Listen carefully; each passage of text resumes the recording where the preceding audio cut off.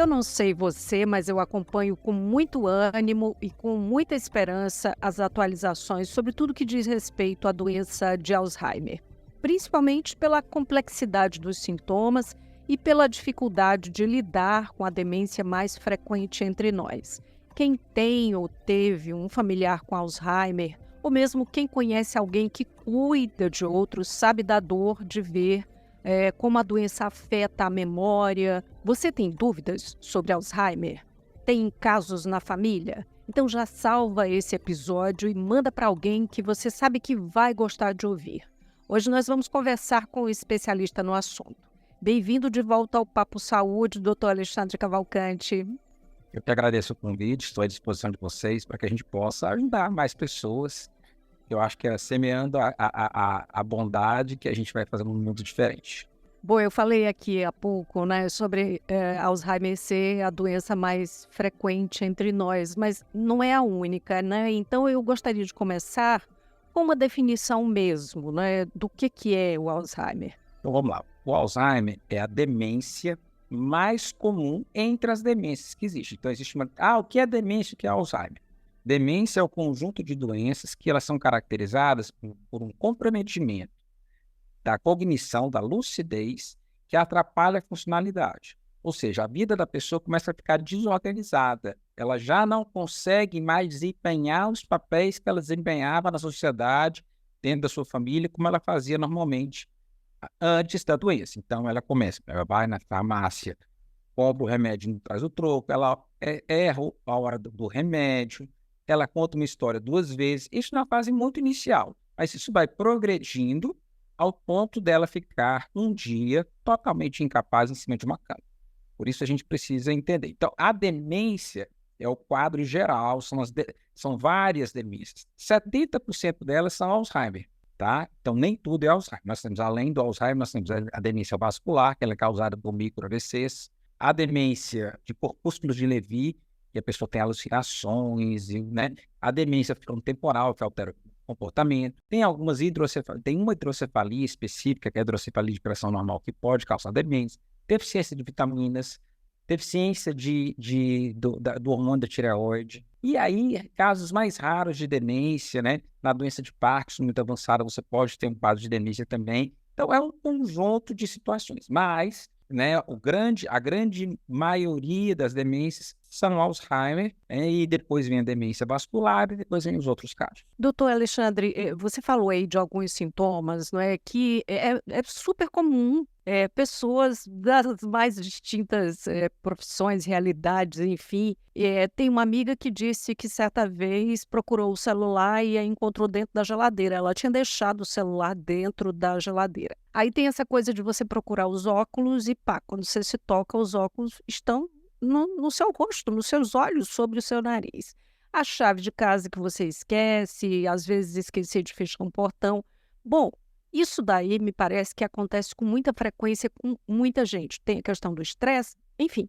Então, como distinguir sintomas iniciais desses casos, desses lapsos? Na verdade, a distinção você vai conseguir através de uma avaliação clínica bem feita, de testes que a gente chama de testes neuropsicológicos. O que eu poderia dizer, se você está suspeitando, vale a pena ser avaliado. Por quê? Porque o que acontece hoje é que, não, isso é da idade, e a gente vai negligenciando isso daí. A gente precisa lembrar que essa doença, as demências, elas são mais comuns a partir dos 60, 65 anos. E na faixa ali dos 40 aos 65, principalmente as mulheres, que são multitarefas, elas têm, muitas vezes, uma falta de atenção, porque estão conectadas a muitas coisas. Então, ela deixa a chave do carro aqui, o óculos ali, mas a cabeça está no filho, que não chegou da escola, no outro que tem que fazer isso. Então, isso não é demência. E como é que é a diferenciação? Esse tipo de esquecimento, que eu chamaria de benigno, ele não compromete a funcionalidade. Nossa pessoa continua pagando as contas, ela continua no trabalho dela, ela continua administrando a casa.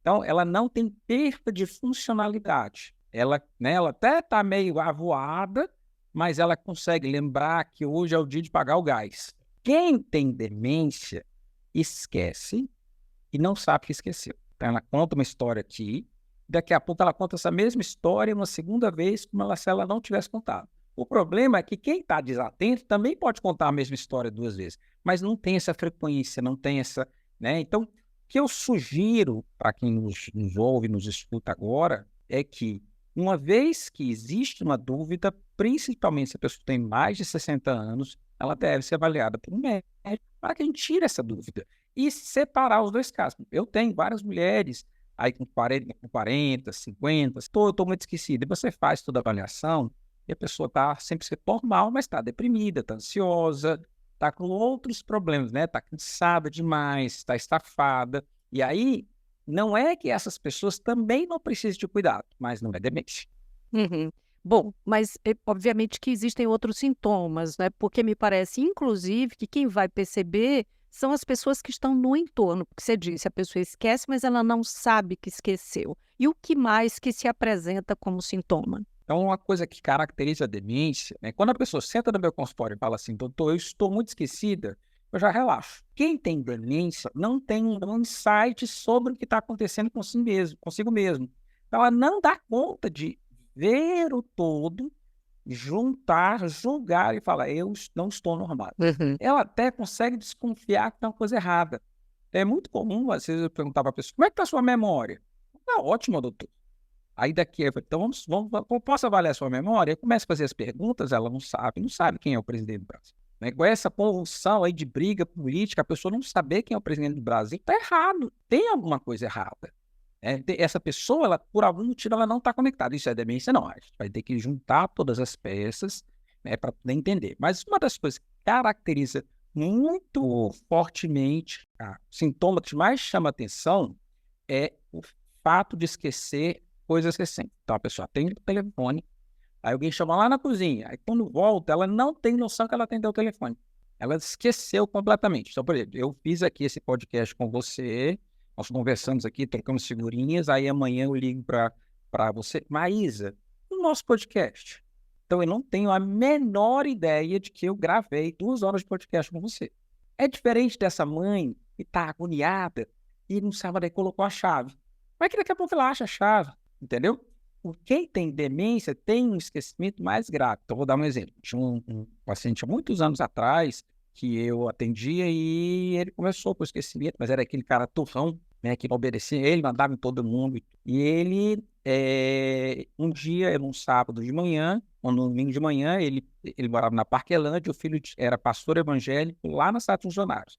Ele pegou o carro, dirigiu com a esposa, participou do culto de 2 horas, voltou para casa, tomou banho, trocou de roupa. Quando ele sentou na cadeira, ele olhou para a esposa e falou assim, que hora que a gente vai para o culto? Isso aí tem que avaliar se é demência, mas a chance de ser é gigante. Esse mesmo senhor, como ninguém mandava na vida dele, ele era aposentado do Banco do Nordeste, ele ia lá para aquela praça lá do banco, lá no centro da cidade, e ninguém conseguia impedir que ele fosse, ele ia, um dia conseguiram pegar as contas disso há mais de 10 anos atrás, ele tinha R$200 mil em empréstimos consignados, e ninguém sabe onde é que esse dinheiro estava. Por quê? Porque ele achava que ele estava precisando de dinheiro, o cara enrolava ele, depois ele esquecia que tinha feito aquilo, fazia de novo, e por aí afora vai, né? E assim, quando a gente percebe isso, quanto antes a gente intervir, melhor para todo mundo, porque eu preservo a integridade da pessoa, eu preservo o patrimônio da pessoa, eu ajudo, por exemplo, eu tenho um paciente que ele tinha aquelas Harley Davidson e ele andava de moto,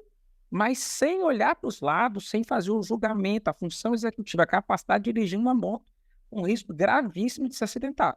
Então, ela, de alguma forma, a pessoa também perde habilidades, né? De se colocar no espaço, enfim. A lucidez, que a gente chama de cognição, ela tem várias, né? Uma delas é a orientação temporal, ou seja, onde eu estou, em que cidade eu estou, em que andar eu estou, na localização, a temporal, que é ano, mês. Então, quando você começa a perguntar ao paciente, qual o ano que nós estamos? Eu vou perguntar para você, qual é o ano que nós estamos? Nós estamos no ano de 2024. Qualquer resposta numa velocidade diferente dessa não é normal, porque isso é presença, isso é lucidez. Então, se a pessoa começa, peraí. Parece bobagem, né? Ué, todo mundo sabe que ano é esse, né? Mas quem está começando a demenciar, começa, não, peraí, 2004, 2024. Essa pessoa respondeu certo, mas ela demorou 10 segundos para responder uma pergunta que estava na ponta da língua. Sim. Então, isso já é um sinal de que alguma coisa pode estar errada. Mas, junto com isso, a pessoa vai perdendo devagarzinho capacidade de abstração. Então, por exemplo, o que quer dizer água mole em pedra dura, tanto bate até que fura? A pessoa fica, não, é porque a água bate entendeu? E ela não consegue falar a palavra persistência. Complexificar, né? Ela perde a habilidade. Ela vai perdendo. E junto com isso, né, logo na fase inicial, ela vai perdendo a capacidade das funções executivas. São funções que ajudam a gente a resolver questões do dia a dia. Então, por exemplo, eu estou dirigindo um carro, passa uma criança na minha frente. Então, não vou começar. Questão número 1, virar para a direita.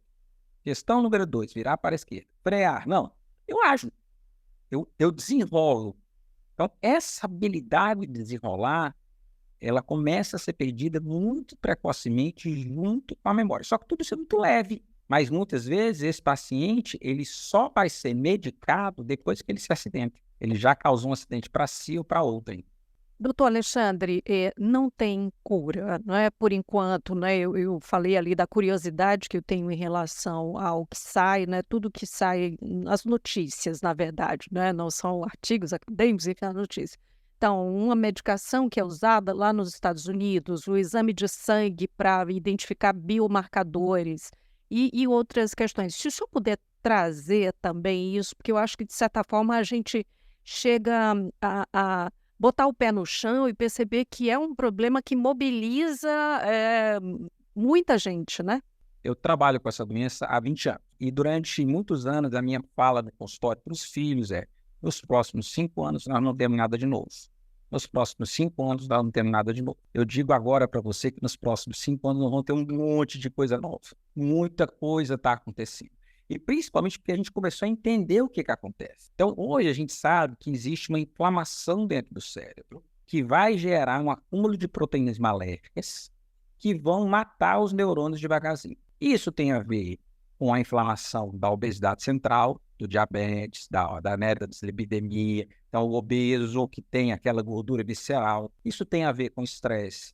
Isso tem a ver com sono. Então, essas proteínas maléficas, elas são limpas durante o sono profundo. Então, se você não dorme bem, se você tem apneia do sono, isso predispõe a uma má limpeza do cérebro que predispõe à demência. A falta de atividade física, a atividade física é um anti-inflamatório natural, maravilhoso. Então, a alimentação e a genética. Então, quando você junta todo esse processo, isso vai inflamando o cérebro devagarzinho. E a gente já sabe hoje que a doença começa 15 anos antes da pessoa começar a esquecer. Então, Maísa, você, nós já podemos ter essa doença. Aí você, então por que eu não faço o exame agora? Porque eu não tenho nenhum remédio para te oferecer. Eu vou dizer para você, Maísa, parabéns, você tem Alzheimer. E agora, o que eu faço? Tudo que a gente já deveria fazer, mesmo que a gente não soubesse. Atividade física, dormir bem, se alimentar bem, né, diminuir o estresse, ter amigos. Então, tem estudos mostrando, por exemplo, que quem fala com o porteiro e com o jardineiro tem menos tendência a ter doença de Alzheimer. Por quê? Porque a questão né, isso é desinflamatório na nossa vida. Então, nós temos esses 15 anos antes da doença. Os estudos estão avançando. Né? A gente já consegue fazer o diagnóstico através do exame, né? Tanto no líquor como no sangue, vai vir também na saliva. Nós vamos conseguir diagnosticar isso associado com uma ressonância, que não é a nossa ressonância que a gente tem aqui na cidade, que a gente tem no Brasil, é uma ressonância estática. Nós vamos ter uma ressonância funcional. Nós já temos, só que ela é muito cara e tal. Então, ela vai mostrar o funcionamento do cérebro e as partes que não estão funcionando adequadamente, com marcadores para a doença de Alzheimer. Com isso, eu fecho o diagnóstico. E aí, eu vou começar a dar um remédio para a Maísa, lúcida, que iria começar a demenciar aos 70 e vai demenciar aos 90 ou não demenciar. Isso já está acontecendo. Não está acontecendo. Eu não tenho remédio para essa fase pré, entendeu? Eu não tenho esse remédio. Ele vai vir, ele está, entendeu? Porque uma doença ela é crônica, eu não consigo um resultado rápido como o Covid. O Covid, daqui eu vou começar a vacina agora, eu espero para ver se o pessoal dengue, eu vou ter, né? É mais fácil uma doença infecciosa. A doença crônica, as pesquisas demoram 10 anos para sair, 7 anos para sair o resultado. Então, é a coisa mais lenta, porque eu vou precisar dar o remédio hoje e esperar 7 anos para ver se ele não aparece, se ele não piora. E os remédios que nós temos hoje são remédios que já são um grande avanço, mas eles ainda são ruins, porque eles ainda provocam sangramentos cerebrais, eles ainda não estão calibrados, eles já são grandes novidades, eles já são descobertas maravilhosas. A gente vai poder usar isso em breve, mas não é complicado a gente dizer quando, porque, por exemplo, um laboratório, quando faz um investimento desse, ele precisa recuperar o investimento. Então, se a gente fosse pegar a preço dos Estados Unidos, o tratamento ano do remédio que nós temos hoje, que é do lecanemab, seria R$ 120.000 por ano, sem fazer a transferência do dólar exatamente. Então, é uma coisa que não dá para a gente trazer para a maioria das pessoas. Porém, as coisas estão acontecendo. Então, você tem 15 anos da doença sem esquecimento, e depois você tem mais ou menos 10 a 15 anos com esquecimento, que é a doença que a gente chama hoje de Alzheimer. O futuro é a gente tratar de pessoas precocemente, do mesmo jeito que eu pego uma pessoa que tem diabetes e não sente nada, e eu começo a tratar dela hoje, ela ia infartar com 60, ela infarta aos 80, e aí a gente vai conseguir mudar o padrão das coisas.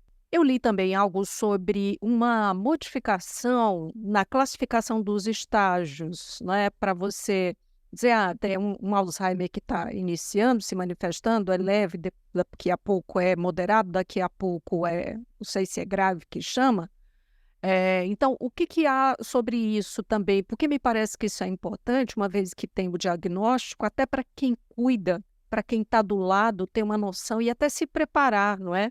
A doença, ela vai descaracterizando, a partir do momento que ela está implantada, ela vai descaracterizando aquela pessoa, ela vai tirando aquele sabor que aquela pessoa dava para aquele ambiente e vai tornando aquela pessoa apática, alheia, distante, tá? Então, nós temos uma fase que a gente chama de declínio cognitivo leve, onde a pessoa já está começando o processo, mas ela ainda está funcional, ela ainda trabalha, ela ainda faz tudo. Essa é uma das indicações que a gente tem hoje para medicação nessa fase muito inicial. E depois nós vamos ter 3 fases principais, com as nuances no meio, que é a fase inicial, mediana e avançada. A fase inicial é a pessoa que vai na padaria, compra o pão, não traz o troco. É a pessoa que esquece que alguém foi em casa. É aquela pessoa, por exemplo, que está jogando baralho, o vovô que está jogando baralho, e ele começa a esquecer as regras do baralho. E aí ele fala assim, aí os netos começam, vovô, o senhor está roubando. Aí ele se irrita e diz, eu não quero mais jogar baralho. E deprime. O avô que faz o bolo mais maravilhoso, todo mundo ama o bolo da vovó, todo domingo à tarde todo mundo vai para casa da vovó comer o bolo da vovó. E o bolo começa a ficar murcho. E aí nessa fase, essa vovó que era o centro das atenções, as filhas falam assim, não, mamãe, a senhora já ensinou a gente a fazer o melhor bolo do mundo. Sente na cadeira de balanço que a gente vai fazer o bolo pela senhora. Então, eles deixam de prestar atenção que alguma coisa está errada e ela deprime, porque ela era o centro das atenções e ela ficou de lado. Muitas vezes, esses pacientes chegam no meu consultório porque estão deprimidos e não porque têm doença de Alzheimer. Então, essa é a fase moderada, é a fase que a pessoa começa a ter alguma dificuldade de morar sozinha, de administrar a sua casa, porque ela não paga uma conta, porque ela começa a se enrolar com o dia a dia, a casa começa a ficar suja. Ela sempre foi super aciada, a casa linda, maravilhosa, de repente a casa começa a ficar negligenciada, a aparência começa a ficar negligenciada. Essa é a fase inicial. Essa fase começa a mudar para a fase moderada, que é aquela fase onde a pessoa já não consegue mais morar sozinha de jeito nenhum. Que é a fase onde ela, por exemplo, se você der um celular para ela, ela não consegue aprender mais no celular, mexer no celular, ela se enrola com o controle da televisão, ela já não consegue mais cozinhar, ou se cozinha, coloca sal demais e começa... Porque quando você vai cozinhar, você tem uma ordem. São 4 bocas, 6 bocas, e você coloca aqui, enquanto você prepara o feijão, você coloca o feijão aqui, você vai fazer o arroz. Então tem uma sequência que para a gente é óbvio, mas que essa sequência vai se perdendo.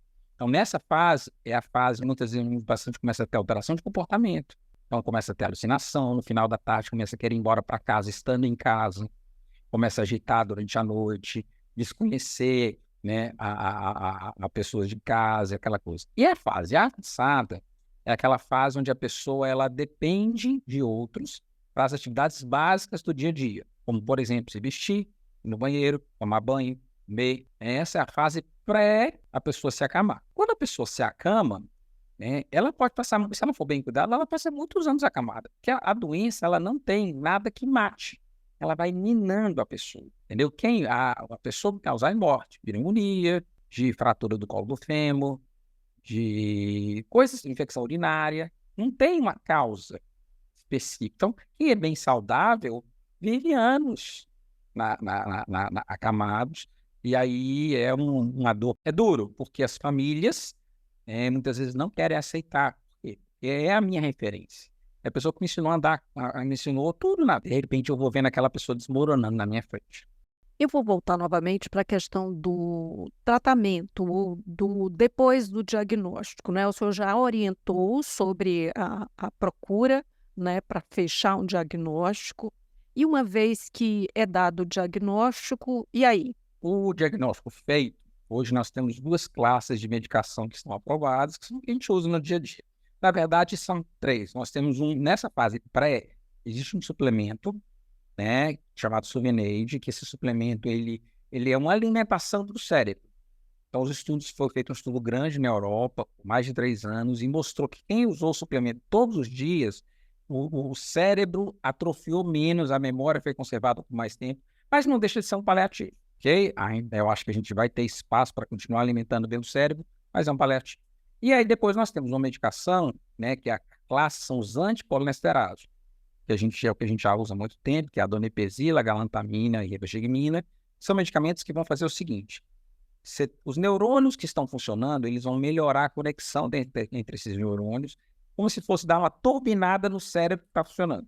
Só que ele não impede a morte neuronal. Então, tem 2 neurônios aqui, eu melhoro a conexão entre os 2 neurônios, mas esse neurônio não está impedido de morrer, nem esse.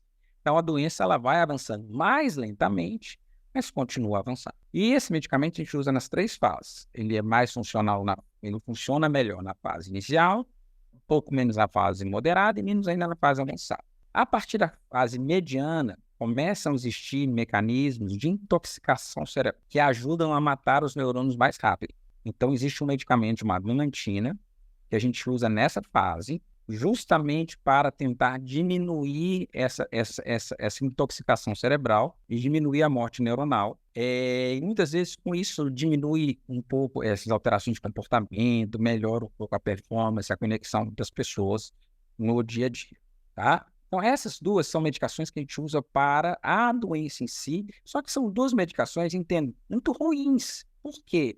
Porque elas não impedem o avanço da doença. Não há dúvida científica que é melhor com elas do que sem elas, mas são medicações aquém do que nós gostaríamos para o tratamento. Mas é o que nós temos hoje.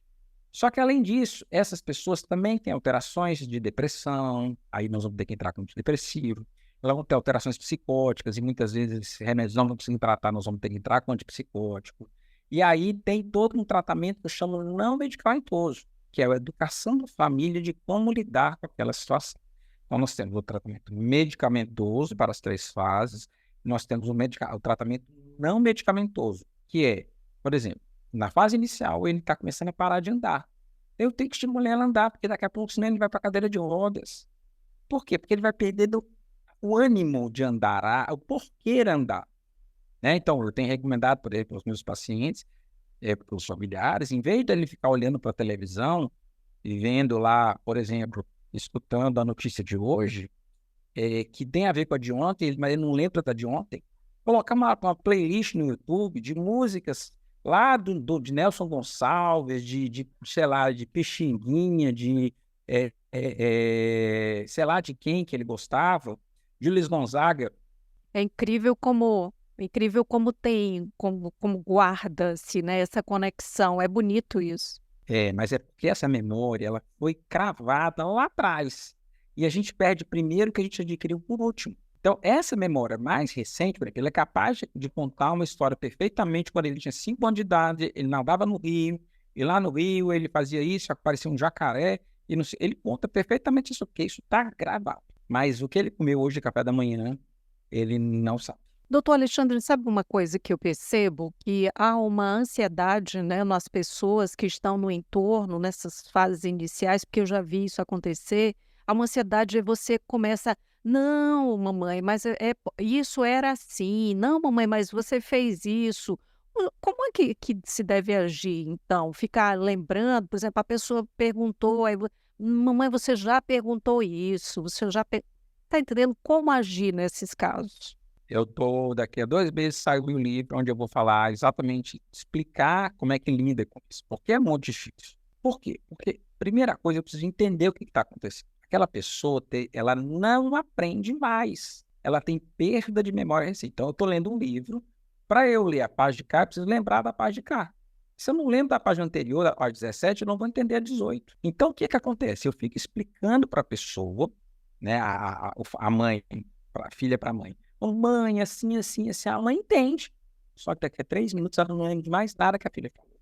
Isso gera um desgaste. Existem 2 dimensões. Um desgaste da filha que não aceita essa realidade e não entende, e uma falta de educação sobre. Então, é aceitação e educação.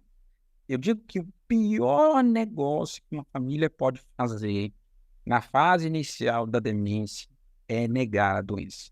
Porque se eu nego, eu jogo para debaixo do tapete, a coisa vai evoluindo. Então, quanto antes eu aceitar a realidade, tomar as medidas que vão retardar a evolução da doença, melhor. Só que as famílias vão, não, é da idade, mamãe sempre foi esquecida, e vai. Aí um dia, ela tira a roupa no meio da sala. Aí ligam para o médico, pelo amor de Deus, mamãe. E isso já tem 2, 3, 4, 5 anos de demência. Então, quanto antes a gente investigar, melhor. E adaptar tudo, né? Porque a pessoa ela vai correr mais riscos, né? A casa, de certa forma, vai ter que ser preparada, as pessoas, um monte de adaptações mesmo no cotidiano, né? E assim, a gente não é fácil, a pessoa precisa. Vou dar um exemplo aqui que é um pouco duro, mas ajuda a gente a entender a situação. Vamos supor que nós estamos fazendo aqui o nosso podcast e tem na sua sala aí tem uma criança com síndrome de Down, ok? E de repente ela brincando, ela derruba o microfone e atrapalha o nosso podcast. Você ia ficar chateado? De imediato, não. Eu ia tentar resolver. Mas atrapalhou o nosso podcast. Mas você vai dar um desconto, porque ela é uma criança. Tem uma compreensão, né? E você vai dar um desconto porque essa criança tem retardo mental de nascença. E paciente com Alzheimer, ele vai adquirindo um retardo mental adquirido e progressivo. Só que eu quero que ele volte a ser quem ele era, mas isso não vai acontecer. Por isso a importância do diagnóstico bem feito.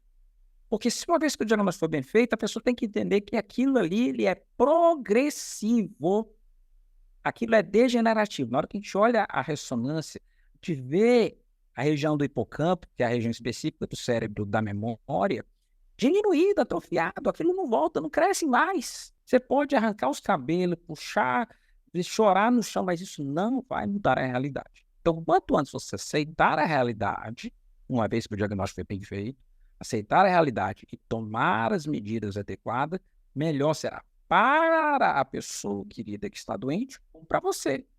Que vai precisar de um aparato também, o tal do autocuidado, né? Para estar preparada para tudo que vem, né? Que precisa ser feito. Exatamente.